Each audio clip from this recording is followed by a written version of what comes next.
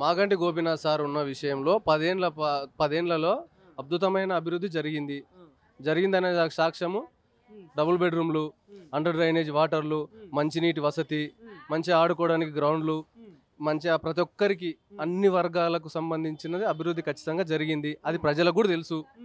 కొత్తగా తెలుసుకోవాల్సిన అవసరం అయితే ఏం లేదు, అందరికీ తెలుసు.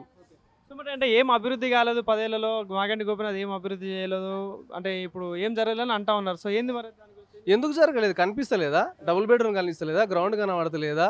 ఏది కనబడతలేదు? ప్రతి ఒక్కరికి కనబడుతుంది. నువ్వు ఈరోజు కాంగ్రెస్ గవర్నమెంట్ వచ్చినాక 22 నెలలే నరికింది, 22 నెలల్లో నువ్వు చేసింది ఏమీ లేదు. ఒక బస్సు తప్పిస్తే ఆ బస్సులో కూడా అంది కొట్లాటలే. నువ్వు ఏది చక్కగా చేసినావు? ఇచ్చిన 100 హామీలో ఒక హామీ చేసినావు.